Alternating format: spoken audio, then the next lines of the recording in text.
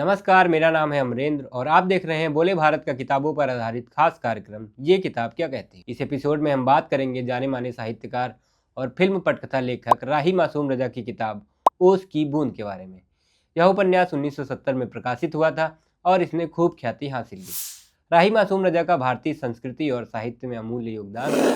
आज जो महाभारत भारतीय जनमानस तक पहुंच चुकी है, उसके डायलॉग भी रजा साहब ने ही लिखे थे। कहा जाता है कि जब B.R. चोपड़ा ने उनसे ये डायलॉग लिखने को कहे थे तो उन्होंने पहले तो अस्वीकार कर दिया था, लेकिन बाद में जब B.R. चोपड़ा के पास बहुत सारे पत्र पहुंचे कि इस काम के लिए क्या कोई हिंदू लेखक नहीं मिला था, तब ये सारे पत्र B.R. चोपड़ा राही मासूम रजा साहब को भेजते हैं, जिसके बाद वो महाभारत के डायलॉग लिखने के लिए राजी होते हैं।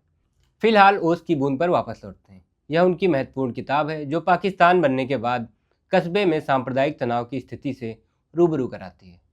कहानी गाजीपुर के एक कस्बे से शुरू होती है, जहां आज़ादी के बाद एक स्कूल का नाम मुस्लिम एंग्लो वर्नाकुलर हाई स्कूल से मुस्लिम एंग्लो हिंदुस्तानी हायर सेकेंडरी रखने से होती है। अब चूंकि देश आज़ाद हो गया था और बंटवारे के बाद सांप्रदायिकता में लोग मारे गए थे, ऐसे में स्कूल का नाम बदलने वालों का तर्क यह था कि यही वक्त है कांग्रेस यानी सत्ता से फ़ायदा उठाने का। इन नाम बदलने वालों में स्थानीय नेता लोग भी शामिल होते हैं। लेखक इन नेताओं पर कटाक्ष करते हैं कि कैसे इन्होंने विभाजन के बाद मुस्लिम लीग की टोपी उतारकर कांग्रेस की टोपी पहन ली। टोपी बदलने वाले इन्हीं नेताओं को ही टिकट भी मिलते हैं। इस तरह की राजनीति पर कटाक्ष करते हुए लेखक कहते हैं कि यह विचारों से नहीं बल्कि टोपी से पहचानी जाती है। जब देश विभाजन के दर्द से गुजर रहा था तो ये नेता तमाम पदों के लिए इधर से उधर जुगत में लगे हुए थे। लेखक ने अपने उपन्यास में हिंदू मुस्लिम की साझा संस्कृति को भी बताने का प्रयास किया है और इनके बीच कभी कभार होने वाली आपसी खटपट का भी जिक्र किया है, लेकिन ये खटपट कभी सांप्रदायिकता का रूप नहीं ले पाई जब तक कि विभाजन जैसी त्रासदी नहीं हुई थी। वह घर की महत्ता बताते हुए इसे नफरत और मोहब्बत से भी ऊपर का दर्जा देते हैं। वह कहते हैं कि इसकी महत्ता यहूदियों और शरणार्थियों को मालूम है। अपने पात्र के माध्यम से वह देश के महत्व पर भी बात करते हैं। जब वजीर हसन अपनी पत्नी को दलील देते हुए कहते हैं कि मुल्क कोई जमींदारी नहीं है कि सरकार कानून बनाकर इसे छीन सकती है। लेखक भारत पाकिस्तान बंटवारे के दौरान की स्थिति को भी बताते हैं, जब हर तरफ सांप्रदायिकता का माहौल था और लोग अपने घरों को छोड़कर जा रहे थे। कोई अपने माँ बाप को छोड़कर कहीं जा रहा था तो कोई अपने बीवी बच्चों को अनाथ छोड़कर पाकिस्तान चला जा रहा था। विभाजन की त्रासदी के बीच वह ऐसे पात्रों को गढ़ते हैं जो जिन्ना से सवाल करते हैं। इसके साथ ही अल्लाह से सवाल करती एक महिला का किरदार भी किताब में लिखा गया है। लेखक समाज की सच्चाइयों से भी रूबरू कराते हैं। वह बताते हैं कि कैसे मुस्लिम समुदाय में भी जाति व्याप्त है। जब एक पात्र सहला यह सोचती है कि उसकी शादी एक जुलाहे से कैसे हो सकेगी। लेखक एक परिवार की कहानी के जरिए बताते हैं कि परिवार ने मुस्लिम धर्म अपनाया, लेकिन उनके घर पर बना पुराना मंदिर बना रहा और पुजारी को पैसे परिवार की तरफ से काफ़ी समय तक दिए जाते रहे। वहीं जब इस मंदिर पर सांप्रदायिक ताकतों या कहें कि राजनीति की रोटी सेकने वालों की गंदी नज़र पड़ती है, तो इसे बचाने के लिए उसी परिवार के एक सदस्य की कोशिशों को दिखाया गया है, लेकिन प्रशासन उसे ही अपराधी मान गोली चला देती है। इस कहानी के जरिए वह हिंदुस्तानी संस्कृति और साझी विरासत को दिखाने का प्रयास करते हैं। इसी विरासत को बचाने के लिए उनके एक पात्र वजीर हसन को अपनी जान गंवानी पड़ती है। ठीक इसी तरह का एक योद्धा मोहम्मद दीपक हम लोगों ने हाल फिलहाल में भी देखा।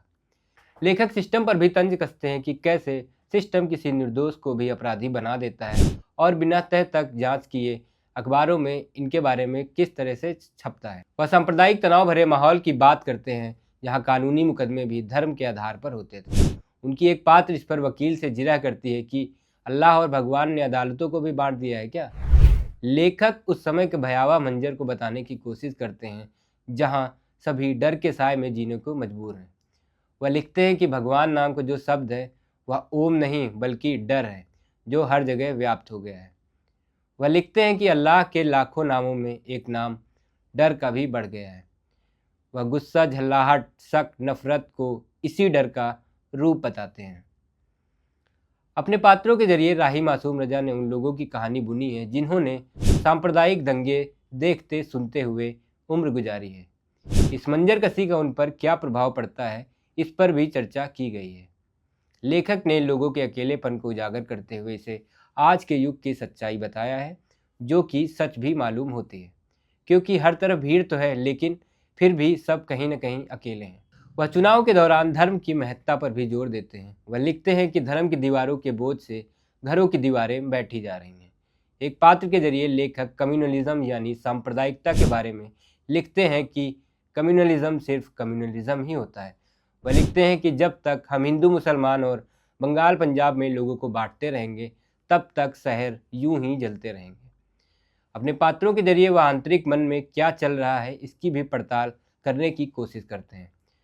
वहीं वह एक जगह ये भी रेखांकित करते हैं कि दंगों के दौरान सर्वाधिक खतरा लोगों को अपनों से ही होता है, जब हिंसक भीड़ अनियंत्रित हो जाती है।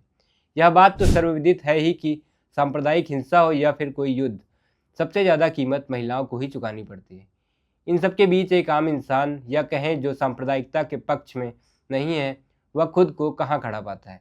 लेखक इसमें स्वयं को गाजीपुर बताते हैं, जो सांप्रदायिक हिंसा झेल रहा होता है। इस किताब की भाषा की बात करें तो इसमें उर्दू के कुछ शब्द हैं जिससे पाठकों को समझने में परेशानी हो सकती है। इन्हें समझने के लिए पाठकों को थोड़ी मशक्कत करनी पड़ती है, या फिर गूगल बाबा तो हैं ही। वहीं इसमें अवधि और आंचलिक शब्दों का भी जिक्र किया गया है।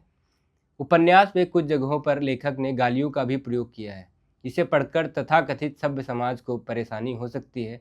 हालांकि लेखक अपनी इस भाषा के लिए किताब की भूमिका में ही दलील देते हैं कि अगर उनका पात्र संस्कृत के श्लोक पढ़ता है तो वह उसे लिखेंगे, लेकिन अगर वह पात्र गाली देगा तो वह भी लिखा जाएगा।